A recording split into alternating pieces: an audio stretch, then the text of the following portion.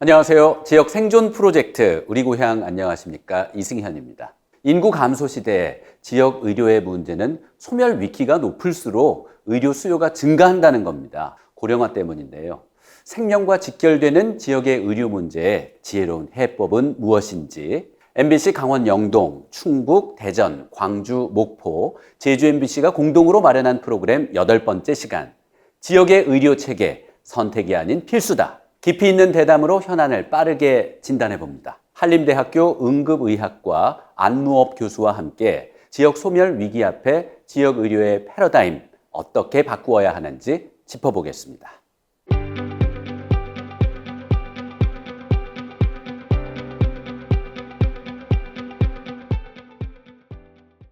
네, 그렇습니다. 학생 때 외상학 강의를 들으면서 응급의학과 의사가 되면 정말 멋있겠다는 생각을 했었는데, 제가 전문의 과정을 시작할 때 마침 우리나라에서 응급의학과 전문의 과정이 생겼습니다. 그래서 그것이 계기가 돼서 당연히 이제 1기로 트레이닝을 했으니까 우리나라 응급의료 체계가 그때 막 자리를 잡아갈 때 여러 가지 역할을 할 수 있는 기회가 있었습니다. 지금은 너무나도 당연하게 생각하는 119 구급대, 119에 전화만 하면 바로 구급차가 오는데, 이게 1996년대부터입니다. 그러니까 그리 오래되지 않은 거죠. 또 여러 이제 응급의학 관련 전문 인력도 우리가 양성하는데 기여할 수 있었고요. 우리가 처음 시작할 당시에 미국에서 길을 가다가 쓰러지면 100명 중에 10명 이상이 걸어서 병원을 나갈 수 있었습니다. 그때 우리나라는 어땠을까요? 1000명 중에 한두 명도 살지 못하던 시절이었습니다. 그렇지만 지금은 선진국 이상의 좋은 성과를 거두고 있습니다. 네, 맞습니다. 그 당시에는 미국이냐 한국이냐 이 큰 우편번호의 차이가 있었지만, 지금은 서울이냐 아니면 지방이냐 이것에 따라서 응급의료의 또 여러 가지 성과들, 그리고 전체적인 보건의료의 성과들이 판이하게 다릅니다. WHO에서는 이제 이런 문제 때문에 각 지역에 또 각 나라의 보건의료의 이제 여러 가지 분석을 할 때 포스탈 코드, 즉 우편 번호에 따라서 그러한 건강 결정 요인들이 어떻게 되는지 조사할 것을 권하고 있습니다.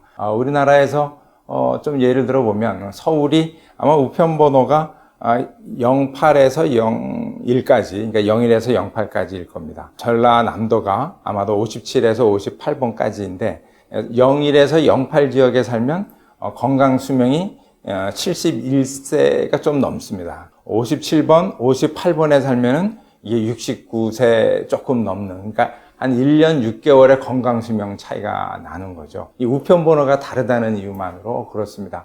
세 자리까지 내려오면은 예를 들어서 강릉시가 254, 258인데 여기는 건강 수명이 72.18세입니다. 그렇지만 이 우편 번호가 245인 양구 군민은 65.74세밖에 안 됩니다. 무려 7년 이상의 건강 수명의 차이가 납니다. 지역 소멸에 있어서 이제 가장 중요한 바로메터가 의료입니다. 지역 소멸이 되면 의료가 먼저 이제 여러 가지 변화가 있고요. 또 의료의 변화가 생기면 또 지역 소멸이 가속화되는 그런 양상을 보입니다. 지금 읍면 단위의 필수 의료, 응급의료는 거의 이제 기능이 소멸됐다고 봅니다. 지금은 속초, 포항 같은 지역에도 지금 필수 의료가 소멸되고 있고요. 아직은 덜들 실감하고 계십니다만은 심지어 인천, 대구 이런 지방의 대도시에서도 혈관 중재술이라든지 아니면 심장 수술과 같은 이런 중증 고난도 치료를 요하는 의료는 이제 서울로 가야 되는 현상이 벌어지고 있습니다. 이 고령화라는 것이 이제 그 지수가 이제 분자가 이제 노인 인구입니다. 그리고 분모가 이제 전체 인구이죠. 이제 비율인 겁니다. 근데 우리 지방에서 벌어지고 있는 고령화는 노인 인구는 그대로 있는 겁니다. 근데 밑에 분모인 젊은 층 인구가 줄어들면서 고령화가 진행되는 거죠. 그러면 의료에서는 무슨 일이 벌어지냐 하면 똑같은 양의, 그러니까 과거와 같은 양의 의료 양과 질을 서비스 하더라도 젊은 층에게는 늘 부족한, 젊은 층에 맞는 의료 서비스를 이제 제공할 수가 없는 거죠. 그리고 고령층이 원하는 그런 노인 의료라든지 이런 돌봄 의료 서비스라든지 이런 것은 아예 존재하지 않았기 때문에 또 제공하기가 어려운 문제가 발생합니다. 그래서 젊은 층은 지역을 떠나야 되고요. 자신의 이제 건강하고 안전한 삶을 위해서 고령층 역시 새로운 노인의료라든지 돌봄의료가 제공되지 않기 때문에 또 지역을 떠나야 하는 현상이 벌어집니다. 그래서 이 우평코드에 따라서 이렇게 심각한 현상이 벌어지는 것은 우리가 꼭 고령화와 함께 해결해야 될 문제입니다. 좀 두 가지 측면에서 봐야 될 것 같습니다. 모 소설에 좀 유명한 얘기가 있죠. 행복한 가정은 다 비슷한 모습을 보이고 불행한 가족은 다 여러 이유로 각기 불행하다는 말이죠. 서울은 딱 한 가지 이유로 잘 되고 있습니다. 풍부한 의료시설, 풍부한 의료 인력, 그거 가지고 잘 되는 거죠. 그렇지만 각 지방은 각자 그 의료가 붕괴된 또 그리고 여러 가지 지역 소멸의 원인들이 다 다릅니다. 근데 우리나라 지금 보건의료 정책은 중앙에서 한 가지를 잘 만듭니다. 그래서 그것을 전국이 똑같은 형태로 하기를 바라는 거죠. 그렇지만 어느 한 지역에서 잘 되는 그런 이유가 또 그런 시스템이 각 지방에 다 골고루 잘 되지는 않습니다. 대표적인 예가 서울하고 지방은 약 10년의 그 차이가 있습니다. 고령화가 한 10년에서 15년 차이가 나거든요. 서울보다 지방이 보통 10년에서 15년 차이로 더 빨리 늙어가는 거죠. 그렇지만 똑같은 의료 서비스를 제공합니다. 그러다 보니 지역에서는 제대로 된 의료 서비스가 전달이 안 되는 것입니다. 두 번째는 이런 것들이 이제 지역으로 내려가면서 이 아날로그적 요소들, 즉 치매 안심센터가 대표적인 예인데 중앙에서 치매 안심센터를 만들어서 시군구 내려갑니다. 어디까지 내려갑니까? 한 인제읍, 양구읍, 읍 단위까지 내려갑니다. 그 다음까지 더 내려가는 데는 이제 심각한 문제가 생기는 거죠. 그러다 보니까 비용이 급격하게 이제 올라가게 됩니다. 그래서 인제에 치매 안심센터가 생겼다 하더라도 예를 들면 현리나 이런 더 깊숙한 곳에 사시는 분들은 그 치매 안심센터까지 왔다 갔다 하는데 4시간이 걸립니다. 그래서 이런 아날로그적 전달 방식이 여러 가지 노력을 했지만 많은 문제를 해결하고 있지 못하는 원인인 것 같습니다. 네, 원격이라는 말은 이제 현지가 있어서 이제 원격이라는 말을 쓰는 건데요. 여기서 현지라고 하면은 여러 가지 이제 의료 서비스가 부족한 지역입니다. 이제 읍면 또 더 들어가서는 이제 리단이 이제 이런 지역이죠. 1980년도에 이제 그런 무의천 지역에 특별하게 훈련받은 간호사 이런 분들을 보내서 그 지역에 있는 이제 부족한 의료 자원을 해결을 하면서 그들이 해결하지 못하는 문제를 시에 또는 이제 대학병원에 있는 의료진들이 도와주는 제도로 이제 그것이 이제 원격입니다. 그래서 원격에서 이런 원격 의료 기술을 통해서 현지에 부족한 의료 서비스를 제공해 줬던 거죠. 즉 우리나라 무의천 문제를 해결하면서 시작해서 작년까지 전국에 다 이제 확대가 되었습니다. 네, 이제 그동안에는 원격 의료 이렇게 얘기하면서 이제 e헬스 또 많이들 들어보셨을 겁니다. 유헬스, S헬스 이런 이제 기술적 측면에서 이런 것들을 논해왔습니다. 즉 의료 현장에 새로운 ICT 기술을 통해서 이런 의료 격차를 줄여보려는 이제 노력들을 많이 해온 거죠. 근데 그러다 보니까 e헬스 기술을 가지고 한참 만들다 보면 유헬스가 나오고 유헬스 가지고 한참 만들다 보면 S헬스가 나오고 그래서 기술이 현장에 적용하면서 기술적 발전을 이제 계속 해왔던 거죠. 물론 그 자체가 많은 도움이 된 것은 사실입니다. 그렇지만 지금 같은 이제 지역 소멸 시대 그리고 기술이 굉장히 빨리 발전하는 시대에는 그런 기술을 단순히 적용하는 것이 아니라 이제 디지털 전환, 즉 그 기술을 쓰는 지자체 그리고 이제 의료 공급자들이 어떻게 하면 그런 기술들을 활용을 해서 자신 지역에 가진 의료 문제를 해결할 수 있느냐 하는 디지털 전환을 얘기하고 있습니다. 공급자 중심이고 지금의 의료는 또 중앙정부서부터 이렇게 내려가는 식의 그런 제도입니다. 이것을 공급자 중심이 아니라 환자 중심으로 바꿔야 되고 지자체에서 스스로 해결할 수 있도록 해야 됩니다. 그러다 보면 여러 가지 정책들을 지역에서 ICT 기술을 활용하지 않고는 이 문제들을 해결하기 굉장히 어렵습니다. 그래서 디지털 전환, 즉 단순한 아날로그적 요소를 기술로 대체하는 것이 아니라 그것을 통해서 더 나은 제도를 만들 수 있는, 즉 디지털 역량을 강화하는 디지털 전환이 꼭 필요합니다. 네, 지역 생존 프로젝트 우리 고향 안녕하십니까? 그 8번째 시간, 지역 의료 체계 선택이 아닌 필수다. 본격적으로 시작해 보겠습니다. 네, 앞서 지역 의료 체계의 패러다임을 바꿔야 한다라는 내용으로 먼저 포문을 열어주셨는데요. 한림대학교 응급의학과 교수이자 원격의료연구소 소장이십니다. 안무업 교수님 자리하셨습니다. 어서 오십시오. 네, 한림대학교 안무업 교수입니다. 반갑습니다. 반갑습니다. 화순 전남대학교 병원 민정준 병원장님 오셨습니다. 어서 오십시오. 네, 안녕하세요. 화순 전남대병원장 민정준입니다. 반갑습니다. 반갑습니다. 연세대학교 보건행정학부 이광수 교수님 오셨습니다. 어서 오십시오. 네, 안녕하세요. 연세대학교 보건행정학부 이광수 교수입니다. 네, 반갑습니다. 대학병원은 주로 대도시에, 큰 도시에 있는 경우가 많이 있는데요. 화순구는 인구가 6만 명의 도시이네요. 그렇다면 대도시라고 할 수는 없을 것 같은데요. 그래도 그곳엔 전남대학교 병원이 있습니다. 화순 전남대학교 병원에 대해서 좀 소개 부탁드립니다, 병원장님. 저희 병원은 전라남도 유일한 상급 종합병원입니다. 지난 2004년에 개원을 해가지고 올해 딱 20주년이 된 병원입니다. 그 개원 초기부터 저희 병원은 그 암 전문 병원이라는 그런 차별화된 전략을 통해 가지고 개원 3년 만에 전국 병원별 6대 암 수술 건수 빅5 성과를 올렸습니다. 그래서 이제 의료계에서 이제 화제가 됐던 그런 병원이고요. 이제 꾸준히 그 역량을 저희가 키워서 지금은 국제적으로도 인정을 받아가지고 미국 시사 주간지 뉴스위크가 이제 해마다 실시하는 종양학 분야의 세계 최고 병원에 올해를 포함해서 4년 연속 저희가 선정이 됐습니다. 올해는 같은 그 언론사에서 2024년에 아시아 태평양의 100대 최고병원 순위를 이제 발표를 했는데요. 저희 병원이 34위에 선정이 됐습니다.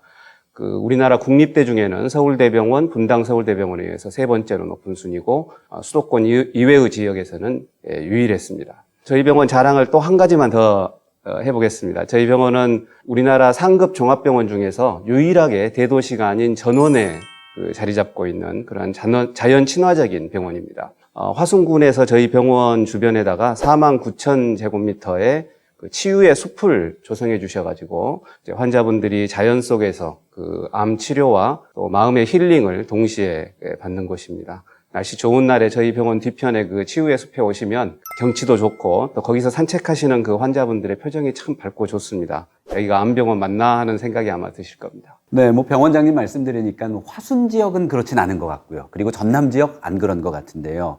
이 대부분의 농산 어촌 지역은 의료시설이 열악한 게 또 현실이잖아요. 지역 의료 환경에 대해서는 이광수 교수님께서 한번 말씀해 주신다면요. 사실 그 기존에 많은 연구에서 이미 지적했다시피 우리나라 의료 자원의 많은 90% 가까이가 사실은 시지역에 분포하고 있습니다. 그 의료기관뿐만 아니라 의료인들이 대부분 대도시에 몰려 있기 때문에 농산어촌에 계신 분들이 의료에 대한 접근성이 떨어진다는 걸로 많이 알려져 있었고요. 이런 환경 하에서 이거는 결국에는 의료 이용 양상에 이제 결국 영향을 미치게 되거든요. 그 영향을 보게 되면은 의료 이용 양상이 있는데 문제는 그것이 결국 건강과 연결되지 못한다는 그런 문제점이 있는 것 같습니다. 지역 간의 의료 자원의 형평성, 효율성, 그 다음에 효과성 측면에서 차이가 계속적으로 존재하고 있는 걸로 나타나고 있습니다. 네. 그 강원도, 물론 원주 지역에서 말씀해 주셨고요. 또 춘천도 역시 마찬가지죠. 지금 인구 소멸 위기, 인구 감소, 이런 이야기가 나오기 전부터도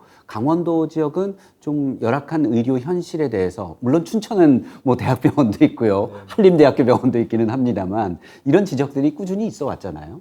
네, 이제 두 가지 키워드가 있을 것 같아요. 서두에 말씀드렸습니다만은 우리나라 의료의 문제가 이제 중앙정부에서 어떤 표준을 만들어서 전 지역에 이렇게 적용하는 어떤 그런 시스템을 갖고 있다 보니까 이 보건복지부하고 강원도 사이에는 한 15년에서 20년 정도의 시차가 있습니다. 이제 연령만 보더라도 전국의 평균 연령, 고령화 이런 것들이 전국적으로 65세다 이런 시절에 이미 강원도는 75세 그걸 넘어가고 있었거든요. 근데 그렇다 보면 60세 65세에 맞는 정책들, 즉 만성질환 정책을 세워서 실행할 즈음에 이미 강원도는 75세 고령화 문제를 다루고 있었어야 되는데 할 수 없이 그때에도 우리는 강원도는 이제 만성질환 문제를 가지고 지역 사업을 할 수밖에 없었던 거죠. 그리고 최근에 들어서야 이제 뭐 치매니 뭐 이제 이런 정책들을 펴가는데 이미 강원도는 15년 전에 했었어야 되는 거고 그나마 그 당시에 또 예방이나 이런 사업들을 먼저 했었어야 되는데 이제 모든 고령화의 문제가 다 발생한 후에야 이제 고령화 정책을 이제 피는 것이 강원도에서는 그 격차를 훨씬 이제 많이 이제 겪는 거죠. 또 지금 뭐 필수 의료를 강화한다 이제 이런 이제 중앙정부의 정책이 있는데 강화를 하려면 어떤 근거가 있어야 되는데 강원도는 이미 산부인과 문제, 뭐 소아과 지역에 없습니다. 뭐 산부인과가 있어야 그거를 강화를 하는데 없으니까 이게 의료가 지금 70년대로 되돌아갔어요. 그래서 산부인과 환자들을 위해서 왕진을 해야 되고 80년대 하던 그런 뭐 무료 봉사 사업 뭐 이런 걸 해야 되고요. 그러니까 정책이 이제 저개발 국가 수준으로 내려갔다는 얘기입니다. 고위험 산모를 분만이 가능한 이제 지역에 와서 분만을 기다리게 하는 이걸 이제 안심 분만 정책이라 그러는데 이런 정책은 사실은 저개발 국가에서 하는 정책인데 할 수 없이 지금 강원도가 하고 있는 실정입니다. 네, 이런 지역 의료 정책도 지역에 따라서 적용을 할 필요가 있는데 일괄적으로 보건복지부에서 하달, 시달을 하는 방식으로 하다 보니 강원도와는 15년이나 좀 격차가 그렇죠. 생기는 그런 네. 경우이군요. 네. 네, 인구도 산업도 수도권에 집중되면서 많은 문제가 발생되고 있는데 그중에 하나 가장 중요한 부분이 또 의료입니다. 의료는 생명과 직결되는 부분이라서 모두가 민감하게 생각하고 중요하게 생각하는 부분인데요. 지역 의료의 현실 어떤지 현장의 목소리 들어봤습니다.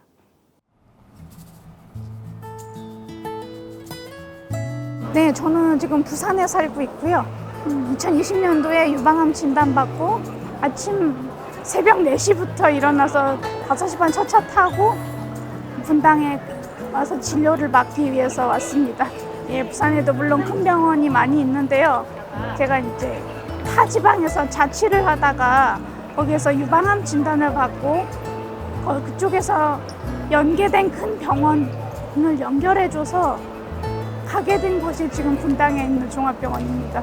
진료가 지연이 될 때도 있고 하니까 정확하지가 않아요. 그래서 5시간 걸릴 때도 있고 집에 들어가면 11시, 12시 됩니다. 이동 시간이 길다 보니까 아침에 갈 때는 모르겠는데 집에 돌아오면 굉장히 피곤하고 힘이 들어요.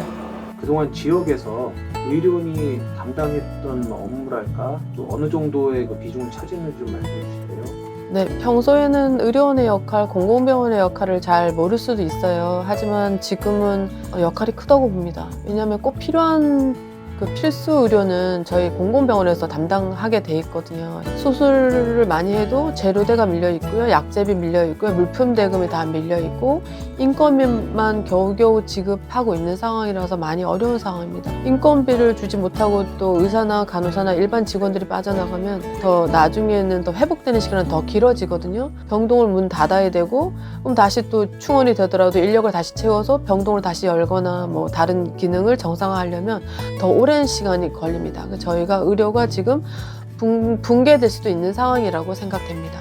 최악의 경우 그러면 지역에 미칠 파장에 대해서 좀 어느 정도 예측이 되실 것 같은데 그건? 그렇죠. 그러면 필수 의료를 하러 다 외부로 나가야 되는 거죠. 지금 가까운 예로 속초에서 산부인과가 아이들이 수가 줄으니까 이제 분만을 안 하고 분만을 안 하니까 개인 병원들이 다 문을 닫은 거예요. 그럼 분만을 하러 다른 지역으로 가야 되는 거죠. 그래서 부랴부랴 지금 속초에서 분만 시설을 갖춰놨거든요. 그러면 저희도 예를 들어서 그러면 소아 검진이나 장애인 검진이라든가 아니면 코로나 이제 감염 사태가 벌어지면 저희가 공공병원이 없어진 상황에서는 그런 의료를 담당할 곳이 없어요. 그럼 전부 다 외부로 나갈 수밖에 없는 상황이 올 거라고 생각합니다. 착한 적자, 저희가 착한 적자를 많이 낼 수밖에 없어요. 왜냐하면 지역에서 수익이 나는 의료는 개인 병원들이 다 담당할 수가 있거든요. 근데 저희가 공공병원에서는 환자 수가 적지만 필요한 진료는 공공병원에서 담당할 수밖에 없어요. 그런 걸 저희는 착한 적자라고 부르거든요. 근데 착한 적자를 저희가 책임지면서도 적자에 대한 책임을 저희가 의료기관들이 다 가져야 되는 건 거예요. 그러니까 앞으로는 착한 적자에 대한 지원책이 체계적으로 마련되어서 공공병원이 오래도록 고용 걱정 없고 적자 걱정 없이 운영이 되어야 된다고 생각하고요. 그렇게 안정된 운영을 하면 이런 것은 다 또 시민들에게 편의 제공으로 돌아간다고 생각합니다. 네, 지역 의료의 현실 보고 왔습니다. 이제 크게는 두 가지인 것 같네요. 지역은 의료 접근성이 떨어진다는 것, 그리고 또 한 가지 많은 지역 분들이 큰 병 걸리면 서울 가야 한다고 생각한다는 것, 그리고 그게 일정 부분은 또 맞는 부분도 있기 때문에 사람들이 그렇게 행동하고 있지 않나 하는 생각도 드는데요. 지역 의료의 현실, 다시 한번 좀 여쭙겠습니다. 지역에 계시면서 많은 사례들을 봐오셨을 텐데요. 제가 이제 그동안 이제 지역에 대해서 접근성이라든가 이쪽을 좀 한동안 연구를 해오고 있었습니다. 그래서 연구 결과를 하나 말씀을 드리면은, 아까 교수께서 말씀하셨던 분만 같은 경우에 접근성을 따지게 되면은, 기존의 원주 세브란스 기독병원만 상급 종합병원이었을 때 상급 종합병원에 가기 위해서 강원도 내에서 1시간 이상 운전을 해야 될 경우가 약 70%, 전체 면적의 70% 가까이가 됐었습니다. 그러니까 이 말은 중증 환자의 경우에 상당히 먼 거리를 갔어요.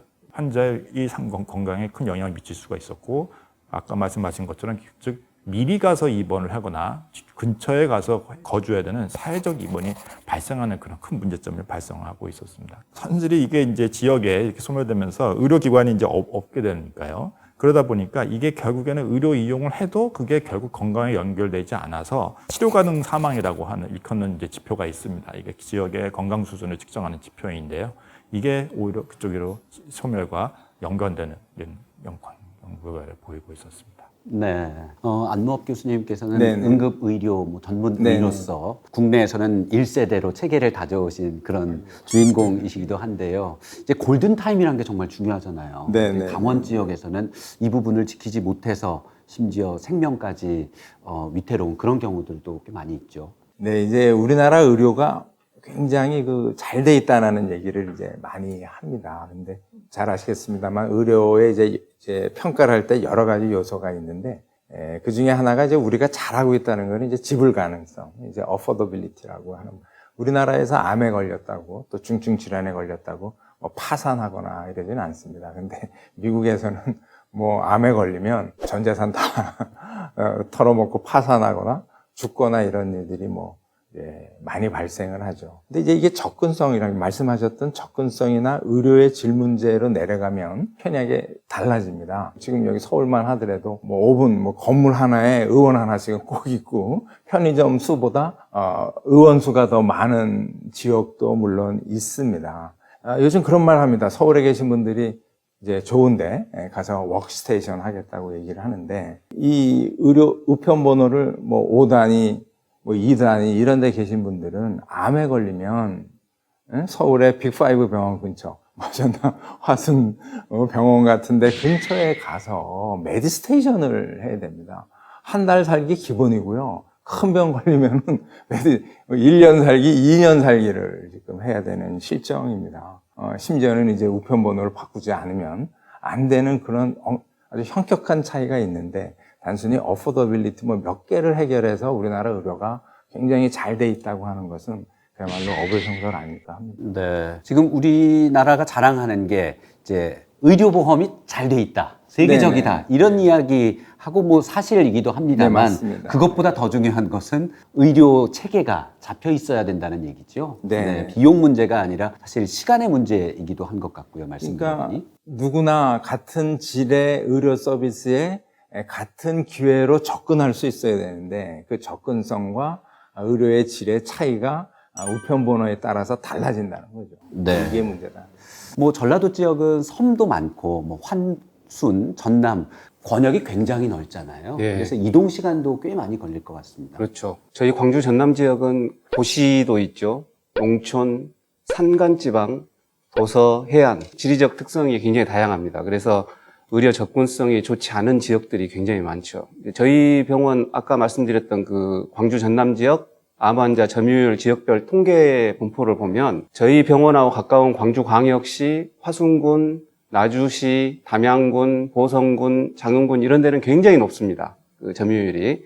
그 도서, 해안, 산간 지역 그러니까 완도, 진도, 신안, 구례, 여수 이런 지역은 또 한 30%대로 굉장히 낮습니다. 저희 그 점유율이요. 그래서 교통과 접근성이 굉장히 중요한 요인이 되는 거죠. 아마 점유율이 낮은 지역은 서울로 바로 가시든지 제때 그 치료를 못 받으시든지 굉장히 늦게 치료를 받으시든지 아마 그런 둘 중에 하나일 것 같습니다. 암보다도 더 심각한 것은 이제 응급 상황이 되겠죠. 골든타임 내에 신속한 그 치료가 이루어지는 골든타임, 그 응급 질환이 가장 중요할 것 같은데, 의료 전달 체계, 그 올바른 의료 전달 체계가 이제 그만큼 중요하다고 생각을 합니다. 네. 뭐 이런 꼭 대도시를 제외하면 중소도시도 이런 게 좀 마찬가지죠. 네, 지역 의료 현실에 대해서 계속 질문이 같습니다. 네. 근데 답변은 다양하게 해주고 계신데요. 네, 이광수 교수님께서 네, 중소도시의 상황을 좀 더 말씀해 주시죠. 아마 중소도시는 그래도 지금까지 얘기했던 농산호촌에 비해서는 아마 사정이 조금 날 겁니다. 거기에는 이제 의료기관이 조그만 중소병원이라든가 의원급은 좀 있어서 의료에 대한 접근성은 좀 그러니까 의료 기회를 있을 텐데 다만 그 안에 있어서는 그 과에 아마 그 차이가 좀 있을 겁니다. 분포에.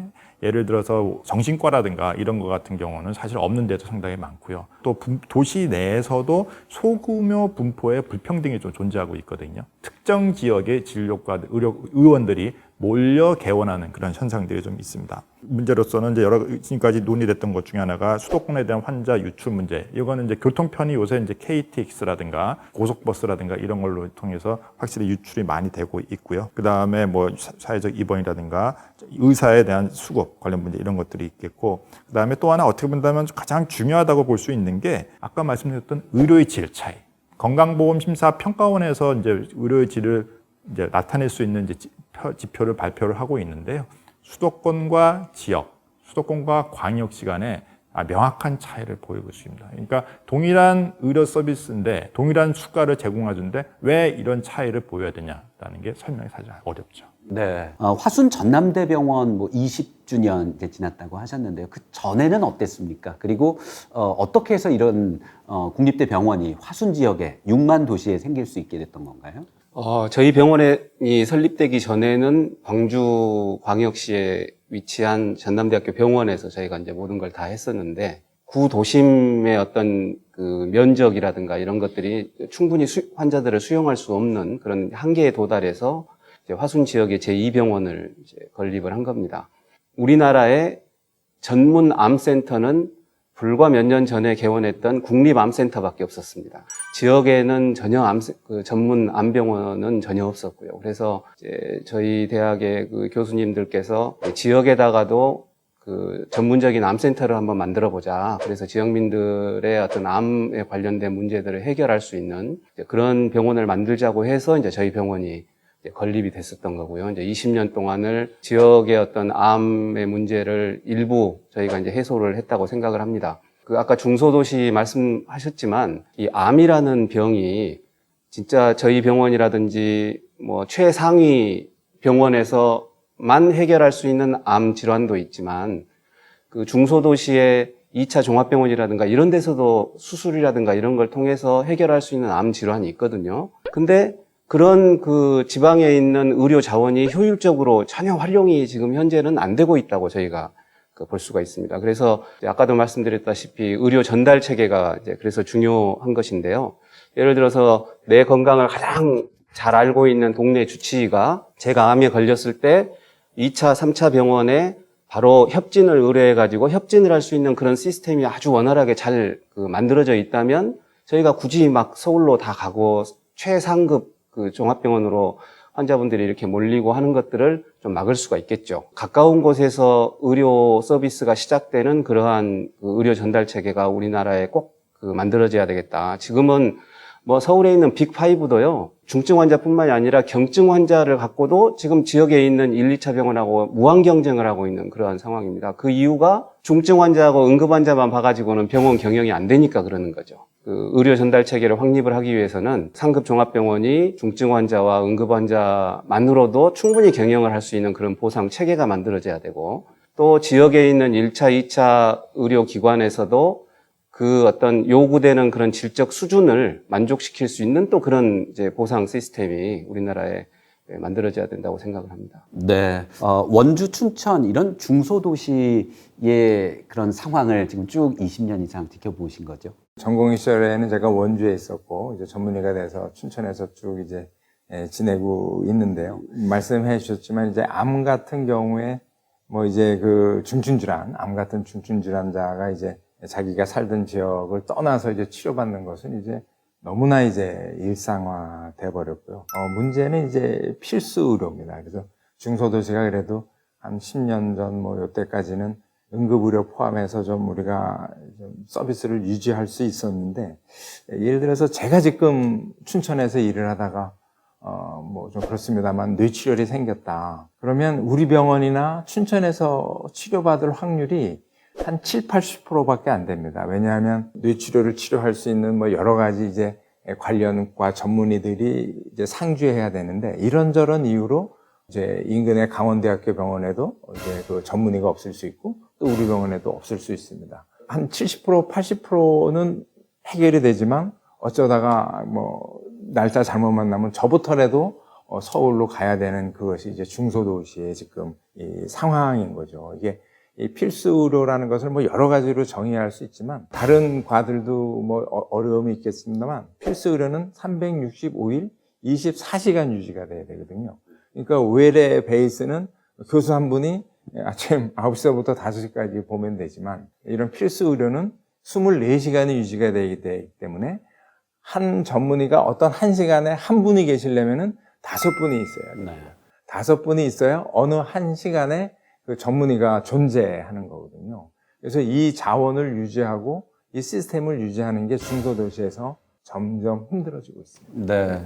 이광수 교수님 뭐 지역에 계시면서 인력 양성, 우리 의료진들을 길러내고 계신데, 의료진들도 또 서울로 뭐 이런 선호 현상이 좀 있겠죠? 지역의 의과대학이나 간호학대학을 졸업하신 분들의 상당수가 사실 서울 쪽으로 다 선호를 합니다. 네. 그래서 지역에서는 다시 또 그럼 다른 지역에서도 결국 인원을 충원해야 하는 그런 문제가 계속적으로 발생을 하고 있는 걸로 알고 있습니다. 오늘 이 방송은 지역 MBC 6개사가 함께하고 있고요. 전국적으로 관심을 모으고 있습니다.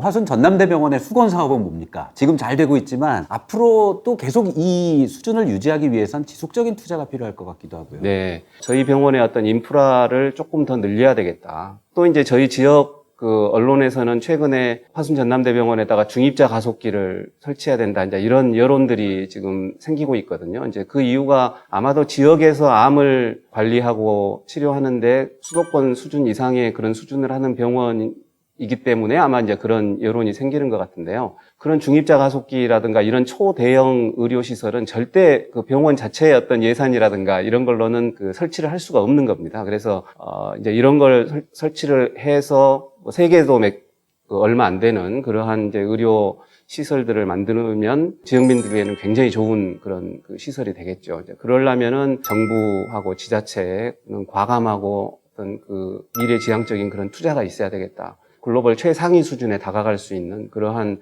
인프라를 갖추는 것이 이제 저희 병원의 수건 사업이라고 말씀드릴 수가 있겠습니다. 네. 안무업 교수님께서는 이제 응급의료, 응급의학 이 분야의 지금 권위자신데요. 그 뉴스에서 종종 나옵니다. 응급실 뺑뺑이. 참 네, 안타깝기도 맞습니다. 하고 어처구니 없기도 한데 좀 구조적인 문제도 있는 거죠, 이게. 심근경색을 좀 예를 들어 보면은 갑자기 심장에 이제 혈관이 막혔다. 우리가 흔히 이제 체인 오브 서바이벌, 생존의 사슬이라고 얘기합니다. 환자 스스로 빨리 알아차려야 됩니다. 그리고 구급대가 출동했을 때 적절하게 빨리 판단을 해서, 제일 중요한 것은 가까운 데가 아니라 이 환자를 처치해 줄 수 있는 병원에다가 이제 이송을 해 줘야 됩니다.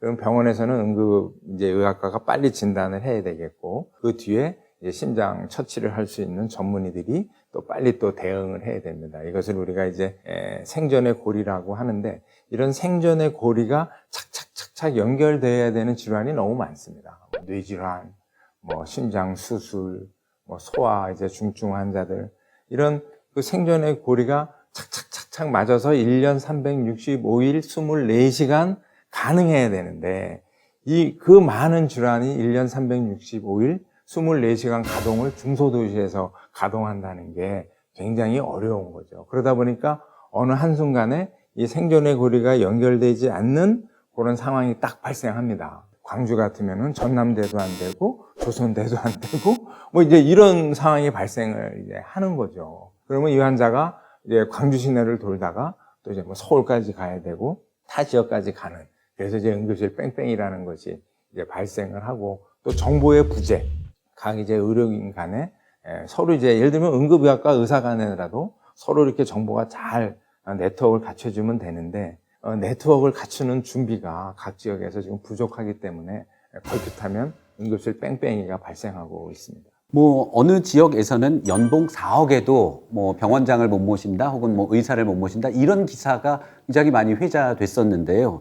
그래서 나온 어떤 아이디어 중에 하나가 지역 인재 할당이란 부분일 것 같습니다. 그 이광수 교수님께서 한번 그 지역 인재 할당에 대해서 좀 설명을 해주실 수 있을까요? 예, 지역 할당 같은 경우에 이거는 그 가까운 나라인 일본의 사례를 좀 들 수가 있겠는데요. 일본 같은 경우에는 뭐 공공의대 설립, 그러니까 지역 의대 설립이라든가 또는 아니면은 기존에 있던 특정 인력을 지역 인재로 이제 양성해서 하는 이런 식으로 이제 정책을 썼다라고 이야기를 합니다. 그러니까 즉 지역 인재라는 거는 그 지역의 고등학교를 졸업한 학생들을 그 지역의 의과대학에 입학을 시켜서 졸업한 이후에 특정 연도 뭐 9년, 10년 동안 진료를 하게 함으로써 지역에 필요한 의료 인력을 이제 공급하는 정책이었는데요.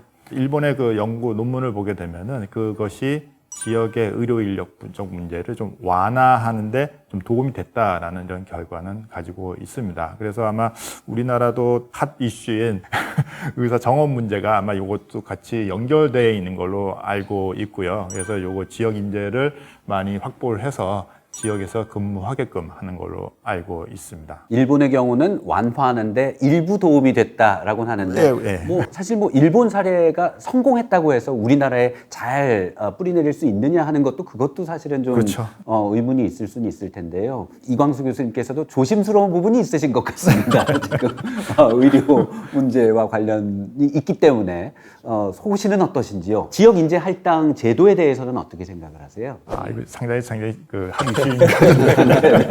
아직 우리나라에서는 그 연구를 그러니까 기존에서도 이제 자료를 찾아보게 되면은 지역 인재로 들어온 학생들이 졸업 이후에 지역에 남을 확률이 조금 더 일반 학생들보다는 높은 걸로 나온 걸 볼 수 있습니다. 그렇다면은 이런 제도를 시행해볼 가치는 있지 않나. 그래서 만약에 제도상의 문제가 생겼다면은 약간 나중에 수정 보완하는 것도 생각해 볼 수 있을 것 같습니다. 네, 화순 전남대 의대에 대해서 지금 계속 모범 사례, 우수 사례로 우리가 전국적으로 벤치마킹을 하고 관심을 많이 모으고 있을 것 같아서 여쭙는데요. 상급 의료 시설, 상급 종합병원이 없다는 것은 굉장히 큰 문제일 것 같은데요. 6만 화순에도 대학병원을 유치를 해서 20년째 잘 운영을 하고 있는데 그 비결 다시 한번 여쭐 수밖에 없습니다. 왜냐하면 공공성과 수익성 두 가지를 다 고려할 수밖에 없을 것 같아서요. 사실 제주에 상급 종합병원이 없다는 것은 굉장히 놀라운 그런 그 사실이죠. 또 제주도는 나름대로 고립되어 있는 그런 지역이고 인구도 어느 정도 그 수준이 되는 그런 인구를 가지고 있는데 거기에 상급 종합병원 반드시 저는 있어야 된다고 생각을 합니다. 저희 병원이 이제 어떤 전원도시, 인구 6만밖에 안 되는 전원도시에 자리 잡고 있지만 어떤 의료의 어떤 그 질이라든가 이러한 것을 가지고 이제 주변 광역 자치단체를 전부 포괄할 수 있는 그러한 그 의료 체제입니다. 이제 우리나라가 사실은 굉장히 그 대도시 위주로 병원들이 있지만은 그 해외 뭐 선진국 같은 경우에는 저희 화순 정도의 인구를 가지고 있는 세계적인 그런 그 병원들도 많이 있거든요. 제주 지역은 68만 인구라고 지금 예, 저희보다 10배가 더 높은 그러한 인구인데 우리가 너무 이런 그 대도시 위주의 그런 사고방식에서 조금 벗어나야 돼요. 특히나 그 암센터 같은 경우는 암병원은 자연 친화적인 그런 환경이 굉장히 중요합니다. 그래서 이제 아까 중입자치료기 나왔지만 일본의 중입자치료 센터들이 대부분 시골에 있거든요. 전원 그 도시들에가 다 있기 때문에 우리나라에서도 그 이제 제주도 같은 경우에도 거의 국립암센터와 같은 그러한 이제 암 전문 기관이 있어야죠. 지금 우리나라가 그 국립암센터가 생기고 지역암센터들을 전부 설립을 했지만 지역암센터를 또 국립암센터 수준으로 키우려고 하는 그러한 제2차적인 노력은 지금 아직 기울여지지 않고 있는 그런 상황이거든요. 그래서 권역별로 최소한 몇 개 정도는 지금 고양시에 있는 지역 국립암센터 수준하고 거의 맞먹는 그러한 권역별 지역 암센터는 반드시 있어야 된다고 저는 생각을 합니다. 네. 화순 전남대 민정준 병원장님께서 제주 지역의 상급 종합병원의 필요성에 대해서 피력해 주셨는데요. 전남 지역의 의대 이슈, 이 부분에 대해서도 또 의견이 있으시잖아요. 이제 전남 지역은 아까 말씀드렸다시피 의료 취약 지역들도 굉장히 많이 분포되어 있고, 또 이제 필수과 중증 진료에 참여하는 그런 의사들을 구하기도 힘들고, 만약에 전남 지역의 국립의대를 졸업한 학생이면 그 지역에서 그 지역에 공헌할 수 있는 그런 확률이 높기 때문에 전남 지역의 국립의대를 설립을 해야지 된다 해서 열심히 추진을 하고 있는 것으로 알고 있는데요. 의대 설립에 있어서 저희가 항상 유념해야 될 게 의학 교육의 질입니다. 의학 교육의 아주 높은 수준의 교육을 할 수 있는 투자가 전제가 되어서 이제 의대가 신설이 돼야지, 그렇지 않으면은 이제 의학 교육의 질을 굉장히 낮추는 또 하나의 사례를 만들 수가 있습니다. 우리나라 의대들은 한국의학교육평가원이라는 기관에서 의학 교육에 대한 평가 인증을 의무적으로 항상 받아야 됩니다. 이 인증 기준이 세계적인 표준으로 잡힐 정도로 인증 기준이 굉장히 수준이 높거든요. 그래서 이제 이 인증을 통과하지 못한 서남대학교 의과대학이 2018년에 폐교가 됐었죠. 전남에 앞으로 설립된 국립의대는 아주 높은 수준의 그러한 교육의 질을 담보를 해야 설립될 수가 있다. 그러면 이제 어떻게 해서 그런 설립 초기부터 높은 수준의 그런 의료 교육을 담보할 수 있느냐? 예를 들어서 기존에 있는 지역의 어떤 의과대학하고 공유 협업을 한다든지, 다양한 그런 어떤 플랜이나 전략, 전술 이런 것들을 스터디를 해서 또 전문가들의 의견들을 듣고 그런 노력을 기울여야 된다고 저는 생각을 합니다. 네, 이번엔 지역의 원격 의료 체계에 대해서 좀 말씀 계속 이어가 볼까 하는데요. 안목업 교수님, 강원 지역에서는 원격 의료 체계 적용이 굉장히 빨랐잖아요, 다른 지역보다. 네, 그렇습니다. 잠깐 서두에 말씀드렸습니다만, 이제 우리나라에서 1981년도에 이제 WHO가 1차 의료 강화 발표를 한 후에 우리나라에서 이제 무의촌이라고 할 수 있는 보건진료소, 그 지역에 특별히 훈련된 간호사들이 배치가 되면서 이제 원격 의료에 좀 기반이 좀 마련됐습니다. 그래서 강원도가 이제 2000년도 들어오면서 몇 번의 시도를 했었습니다. 시도를 했었는데 좀 또 실패를 했었죠. 그러다가 2004년도에 이제 강원도에 12개 보건소와 보건진료소를 연계하는 원격 의료가 좀 이제 상용화되기 시작을 했습니다. 말이 좀 그렇습니다만, 이제 무엇이든지 물어보세요 형태로 이제 웹카메라 놓고 환자 어디 아프세요? 이제 이런 식으로 하니까, 환자 얼굴은 봤지만 해결해 줄 게 별로 없는 거죠. 무릎 아프다 그러면 약 드세요. 이러고 끝나고, 머리 아프세요?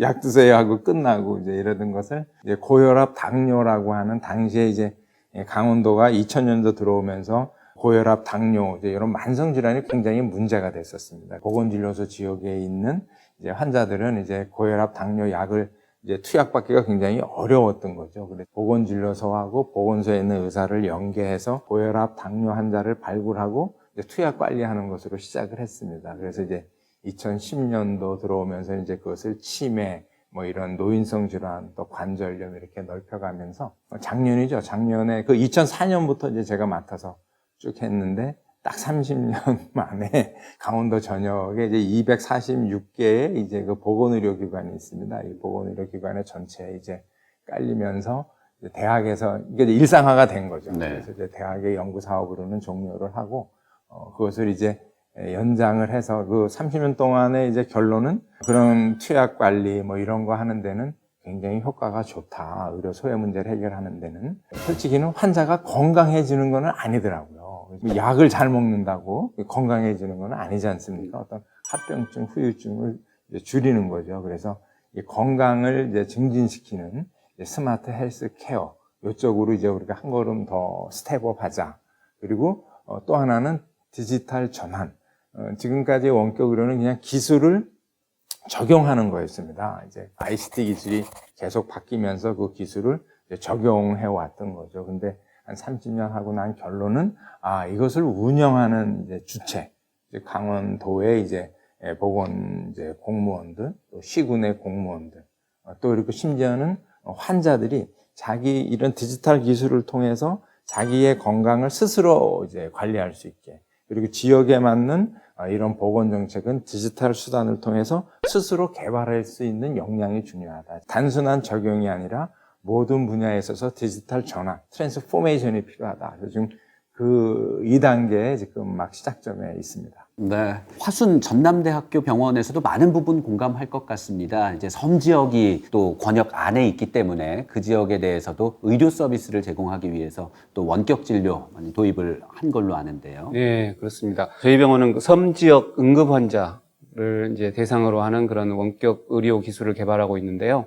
저희 병원 응급의학과의 이성민 교수의 연구팀에서 행정안전부하고 전라남도 지원을 받아가지고 해양 도서 지역 응급 환자를 위한 차세대 해양 원격 의료 시스템을 개발하는 그러한 사업을 하고 있습니다. 이 기술은 아까 안 교수님 말씀하셨던 것처럼 이제 환자들의 어떤 생체 징후, 혈압, 맥박, 심전도 이런 생체 징후들을 전부 디지털로 해서 실시간으로 저희들한테 이제 전송이 돼서 저희 응급의학 전문의들이 모니터링을 할 수가 있고, 스마트 안경을 개발을 합니다. 이 스마트 안경이 연동이 돼가지고 실질적으로 그 스마트 안경을 쓰고 이제 환자를 보고 있으면 저희 병원 응급학과 의사들, 교수들이 그 환자의 그 외상 부위라든지 그 환자를 실질적으로 볼 수가 있는 거죠.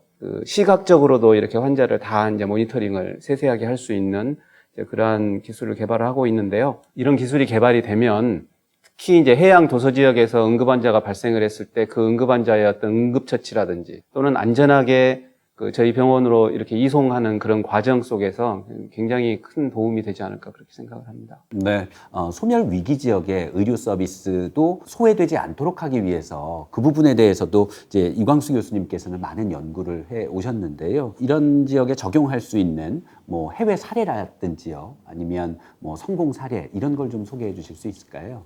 단기적으로 봤을 때는 아마 재정적인 방법을 아마 사용을 할 수 있을 것 같고요. 지금 현재 논의되고 있는 뭐 지역 수가라든가 이런 걸 통해 가지고 해서 어려운 재정 상황에 놓여 있는 그 의료기관의 운영을 좀 도와줄 수가 있을 것 같고요. 또는 중장기적으로는 이제 아까 말씀드렸던 그 공공의료국가대학 설립이라든가 지역 할당제 이런 것들을 좀 사용을 해볼 수가 있을 것 같습니다. 지금 현재 우리나라에서는 이제 공공의료 연계망이라는 사업을 하고 있습니다. 아마 여기서 알고 계실 것 같은데요. 공공의료 연계망이라는 것은 공공의료기관과 지역의 의료기관들이 환자를 서로 보내고 받고 하는 사업입니다. 그 말은 뭐냐면 한 의료기관이 단독으로 운영하는 것이 아니라 다른 의료기관과 서로 협력을 해서 그 환자한테 가장 필요한 서비스를 바로바로 제공해 주는 걸 얘기를 하고 있거든요. 즉 민간 의료기관들이 합대가 된다면은 아마도 환자한테 필요한 서비스를 필요한 시간에 적절한 서비스를 제공해 주지 않을까라는 생각이 들고, 그 다음에 또 진료정보 교류 시스템이라는 것이 있습니다. 이거는 뭐냐 하면은 여태까지는 알다시피 의료기관에서 환자가 진료를 받으면은 환자의 정보는 그 의료기관에만 있잖아요. 다른 의료기관에 있는 의사분들이 접근할 수가 없습니다. 그런데 이 시범 사업을 좀 하고 있는데 이걸 통해서는 다른 의료기관에 있는 의사분들이 환자가 어떤 진료를 받은지를 좀 확인할 수 있는 그런 게 있거든요. 이런 걸 통해서 말씀드렸던 그런 협력이라든가 이런 것들을 높일 수가 있어서 그 환자의 그 진료 서비스 과정을 좀 더 개선할 수 있을 거라고 생각이 좀 듭니다. 우리가 뭐 해외의 우수 사례가 꼭 뭐 우리에게 성공을 보장하는 건 아닙니다만 그래도 우리가 참고는 할 수 있을 것 같습니다. 전 세계적으로 봤을 때 지역 의료 체계 개편과 관련해서는 어떤 움직임들이 있는지요? 아마도 뭐 유럽 모델이나 미국 모델, 뭐 아니면 아시아권 또 다를 수 있을 텐데 이 부분에 대해서 좀 짚어주실 수 있을까요? 이제 미국의 이제 사례를 잠깐 설명을 드리면은 지역의 상황에 맞도록 그런 연계 체계를 만든 사업은 사실 미국에서 한 10몇 년 전부터 지금 시작을 하고 있고요. 뭐 알다시피 ACO라든가 그러니까 책임 의료 조직이라는 이름으로 지역에 있는 의료기관들이 서로 협력을 해서 네트워크를 만들어서 지역에 있는 주민들한테 거기에 맞는 가장 적합한 서비스를 선택해서 제공하게끔 하는 사업을 하고 있고, 미국의 CMS 같은 데서는 거기에 맞는 여러 가지 사업 모델을 만들어서 거기서 이제 지역에서 선택하게끔 하고 있거든요. 우리나라에서도 사실은 알다시피 10년 전에 사실 논의가 좀 많았었어요. 저희 학계에서는 논의가 많았다가 사실 요것이 사실 지금은 좀 많이 좀 가라앉은 상황입니다. 그래서 이런 것도 한번 생각해볼 사례가 있습니다. 네, 우리나라 형편에 맞게 의료 현실에 맞게 지역 의료 체계를 개편해야 될 텐데요. 강원 지역에서 지역 현실에 맞게 시스템을 갖춰놓고 있는 사례가 있다고 해서 저희가 화면을 준비했습니다. 함께 보시죠.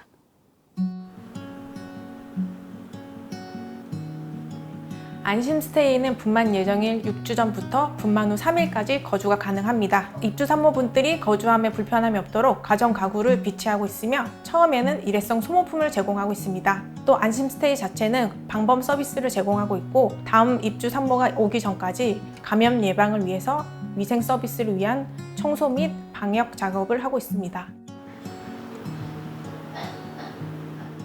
2018년 1개호로 시작한 안심스테이는 신청자가 많아 2023년에 6개호로 확대되었습니다. 현재까지 130명의 임산부가 안심스테이를 이용하여 안전하게 출산하였습니다. 현재 안심스테이는 총 6개 호실 중에 5명의 산모가 거주하고 있습니다. 한 호실은 오늘 퇴거하였으며 이 입주한 임산부들은 철원, 하천, 홍천, 양구, 분만치약지에 있는 임산부입니다. 안심스테이는 분만병원과 거리가 가까워 산모분들이 응급상황 시 신속한 대처가 가능합니다. 입주한 산모분들은 분만 예정일까지 안심하고 출산할 수 있도록 저희 사업단에서는 안전한 출산 환경을 구축하는 데 중점을 두고 있습니다. 안전한 출산 인프라 구축 사업단은 강원대학교 병원에서 운영하는 안전한 출산 인프라 구축 사업을 운영하는 그런 사업단입니다. 안전한 출산 인프라 구축 사업은 강원도가 대표적인 분만 취약지인데 특히 홍천, 화천, 양구, 인제, 철원에 고위험 임산부를 발굴하고 관리해주는 그런 사업입니다. 전체적으로는 이런 사업이라 하지만 구체적으로 들어간다면 고위험 산모 발굴 사업, 또 맞춤형 의료기기 대여 사업, 또 응급산모 안심 택시 사업, 또 안심 스테이 사업 이렇게 있습니다. 사실은 강원도는 대표적인 분만 취약지입니다. 분만 취약지의 의미는 분만 병원까지 가기가 너무 멀다는 거죠. 실제 지리적으로 너무 멀어서 1시간 이상 걸리기도 하지만 심리적으로 너무 불안하고 심리적으로 너무 불안하다 보니까 실제 병원에 찾아가는 횟수가 많이 적습니다. 그로 인해서 고위험 산모가 될 확률이 높은데 이런 산모에게 고위험 산모 발굴 시스템을 제공해주고 관리를 해주는 그런 시스템입니다. 분만 취약지에 거주하는 이런 분들이 실제 병원에 오기 전에 너무 많이 사망하거나 너무 많이 고생하는 걸 보고 나서 이런 병원에 오기 전에 그런 상태를 선제적으로 관리해주고 좀 더 선진적인 그런 시스템을 제공해 준다면 그분들이 좀 더 안전하게 출산하지 않을까 하는 생각에서 구상을 하게 되었습니다. 사실은 출생아 수 감소로 분만병원이 급격히 감소하는 건 사실인 것 같습니다. 또 이런 추세가 바뀔 것 같지는 않습니다. 그러다 보니 전국적으로 분만 취약지가 늘어나고 있는데 저희 사업이 좀 더 활성화되고 성과가 난다면 이런 성과를 기반으로 전국적으로 이런 사업이 확대됐으면 좋겠다는 게 제 바람입니다. 네, 지역 의료는 생명과 직결되기 때문에 더 세심한 접근이 필요한데요. 자, 끝으로 이제 병원장님께 마무리 말씀 부탁드리겠습니다. 이제 오늘 그 지역 소멸 시대의 그 어떤 의료의 역할이라든가 이제 그런 것에 대해서 말씀을 나눴는데요. 주로 이제 공공의료, 필수의료 중요성 이제 그런 얘기를 많이 이제 나눴습니다만은 또 한 가지 그 병원이 이제 지역에서 큰 역할을 할 수 있는 게 병원이 주체가 된 어떤 산학 협력 그런 걸 통해 가지고 지역의 성장 동력이 되고 또 지역 혁신 주체가 되는 그러한 사례들이 또 그 외국에는 많지 않습니까? 화순 지역도 과거에는 탄광 지역이었습니다. 전남, 호남에 있는 유일한 탄광 지역이었는데 이제 탄광 산업이라는 것이 이제 폐광이 됐기 때문에 미국의 피츠버그 시하고 비슷합니다. 그 철강 도시였다가 철강 산업이 이제 없어지면서 피츠버그 대학이 그 지역의 어떤 의료를 라든가 의공학이라든가 이런 산업을 일으켜가지고 이제 지역 혁신의 주체가 됐던 사례가 있는데, 저희 병원도 지역의 성장 동력을 병원이 제공을 해야 된다, 이제 그런 생각을 하고 있습니다. 화순 지역이 과거부터 백신하고 면역 치료에 관련된 특화 단지를 한 20년 동안 이제 조성하기 위해서 노력을 해왔는데,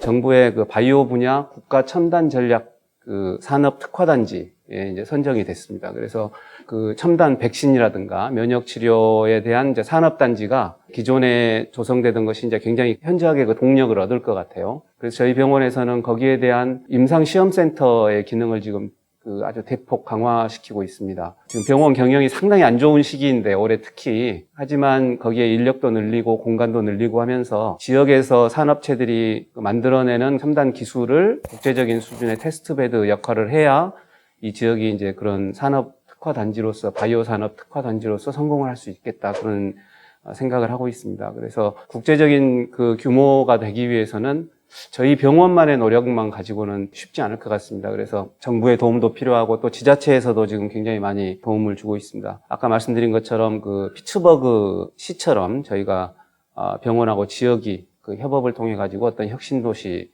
그 모델을 만들 수 있기를 위해서 이제 현재 노력을 하고 있습니다. 네, 이광수 교수님 또 끝으로 말씀해 주시죠. 네, 여러 가지 측면이 이제 고려를 좀 해야 될 것 같긴 한데요. 사실 또 하나 말씀드릴 게, 사실 지역 소멸에 대한 수준, 지역 소멸을 측정하는 이제 지표가 외래 진료비 같은 경우에는 오히려 더 증가하는 양상을 좀 보입니다. 여러 연구 결과 저도 이렇게 분석해 보면 나오게 되는데, 근데 사실 그거를 조금 더 상세하게 분류를 해보면은 약간 또 다른 양상을 보이는 게, 지역 소멸이 높은 지역에 약품비는 더 많습니다. 이게 약을 더 많이 드시는 거예요. 치료 재료라든가 이런 거는 오히려 더 적게 쓰시는 거거든요.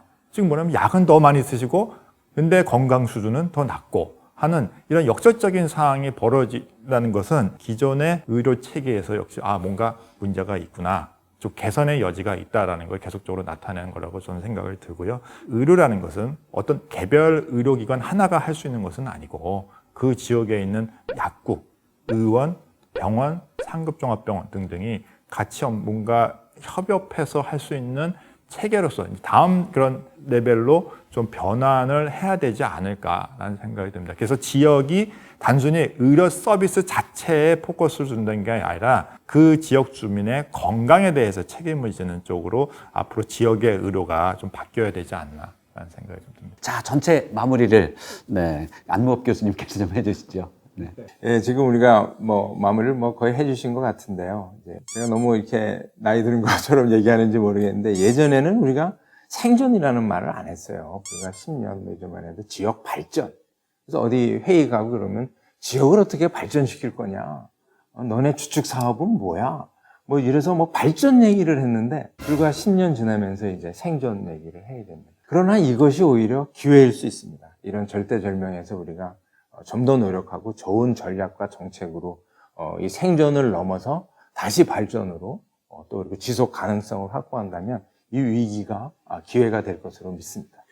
끝을 이렇게 밝게 마무리를 해주셔서 감사합니다. 굉장히 좀 우울하고 무겁고 부담스러웠거든요. 지역 의료 이거 어떡하지? 비용도 많이 들고. 하지만 위기가 기회가 될 수 있다. 네, 또 희망을 갖자라고 마무리를 해주셨고요.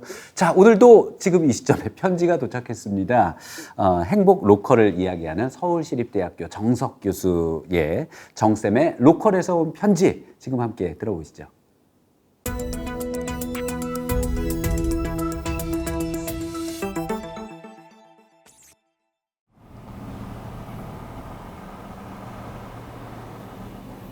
정쌤의 로컬에서 온 편지, 서울시립대 정석입니다. 지난해 여름 일본 출장을 다녀왔습니다. 일본도 우리처럼 지역 소멸 위기가 매우 심각합니다. 주민 숫자가 줄고 줄어 할머니 한 분만 살고 계시는 일본 시골 마을 이야기를 방송에서 본 적이 있을 겁니다. 일본은 우리보다 조금 일찍 지역 소멸 위기를 감지했습니다. 1990년대 후반이었죠. 위기를 감지하게 된 계기는 인구 예측이었습니다. 일본의 인구는 지금 1억 3천만 명 정도인데 100년 전인 1800년대 초에는 3천만 명 정도였습니다. 지난 100년 사이에 약 1억 명 인구가 증가했던 것인데, 앞으로의 인구 변화를 예측해 보니 급격하게 증가했던 인구가 거의 같은 양상으로 급격하게 줄 것이라는 결과가 나왔지요. 2100년 일본 인구는 5천만 명 이하로 줄고 이처럼 인구가 급격하게 줄면 바로 지방 소멸로 이어질 것이라는 걸 깨닫게 된 겁니다. 도쿄, 요코하마 같은 수도권이나 오사카, 교토 등 관서지방 대도시들은 문제없겠지만 다른 지역들은 급격한 인구 감소로 소멸될 것이라는 절박한 문제에 대응하기 위해 일본은 2000년대 초부터 국가와 지방정부가 함께 노력해오고 있습니다. 2014년 일본 의회는 지방창생법을 제정합니다. 법의 명칭은 마을 사람 일자리 창생법인데 줄여서 지방창생법으로 부릅니다. 소멸 위기의 지방을 창조적으로 되살리기 위해 마을을 살리고 사람을 초대하며 일자리를 만든다는 의지를 담은 법을 제정한 뒤 지방창생 정책을 지난 10년간 지속하고 있습니다. 도시 청년들을 지역부흥협력대원으로 선발해 지방에 보내고 우리나라 고향사랑 기부금 제도와 유사한 고향납세 제도를 2008년부터 시행해 지역으로 돈을 보냅니다. 지방정부들이 지방창생 사업을 잘 할 수 있도록 국가가 재정 지원, 인적 지원 등을 적극적으로 하고 있습니다. 작년 일본 답사의 목적도 지방의 작은 소도시들이 어떻게 지방 소멸 위기를 극복하고 있는지 직접 보기 위함이었습니다. 지난해 답사했던 곳 가운데 하나가 시마네현 오난정인데 인구 10,000명도 안 되는 작은 소도시 오난정은 10년 전부터 일본 최고 육아 도시의 꿈을 꾸었고 꿈을 이루기 위해 행정과 주민이 한마음으로 노력해온 결과 놀라운 성과를 거두었습니다. 최고의 육아 도시를 만드는데 지역 의료 체계가 매우 중요한 역할을 담당했습니다.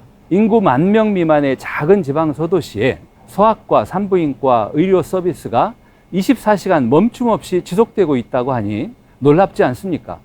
난임 부부가 아이를 가질 수 있도록 지원해주고 아이를 낳고 키우는 데 필요한 모든 서비스를 수요자 맞춤형으로 섬세하게 지원하고 있습니다. 생애주기 맞춤형 돌봄 행정이라고 부르는 게 맞을 것 같습니다. 어린이집 등 육아에 필요한 비용은 대부분 무료입니다. 어린이집에 다니는 아이가 간밤에 열이 펄펄 날 때가 있겠죠. 그러면 부모 중 한 사람이 아이를 데리고 병원에 가야 합니다. 병원에 다녀온 뒤 아픈 아이를 어린이집에 보낼 수 없으니 휴가를 내고 집에서 돌봐야 할 것 같은데 이곳 오난정에는 아픈 아이들을 받아주는 어린이집이 따로 있답니다. 매우 섬세한 돌봄 행정 아닌가요? 아이를 키우는 데에는 이와 같은 의료 체계뿐만 아니라 교육, 주거, 복지, 문화, 보건, 일자리 등 여러 필요한 일들이 두루 충족되어야 하는데 오난정은 이를 하나로 묶어 원스톱 서비스를 하고 있습니다.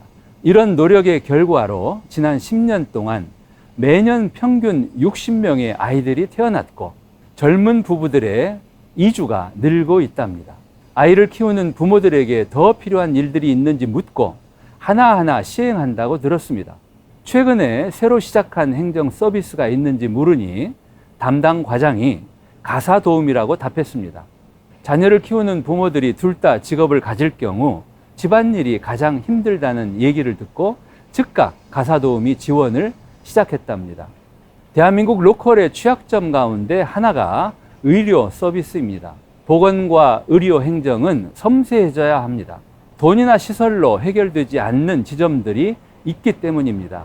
수요자의 눈높이에 맞추어 끊임없이 묻고 살피고 돌봐야 할 것입니다. 오난정의 사례가 좋은 참고가 될 것입니다. 정쌤의 로컬에서 온 편지 8번째였습니다.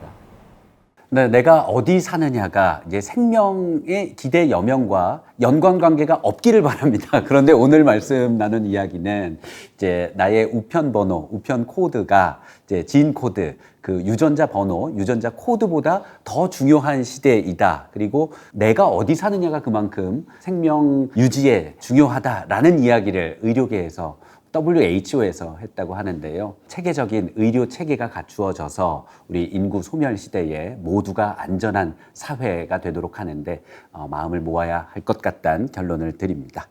네, 6개의 지역 MBC가 함께 준비한 지역 생존 프로젝트 우리 고향 안녕하십니까? 다음 시간 예고해드리겠습니다. 지역으로 인재를 부르는 일자리 정책은 무엇일지, 양질의 일자리가 곧 양질의 살자리다라는 주제로 준비하겠습니다. 다음 시간에 또 찾아뵙겠습니다. 함께해 주신 여러분 고맙습니다.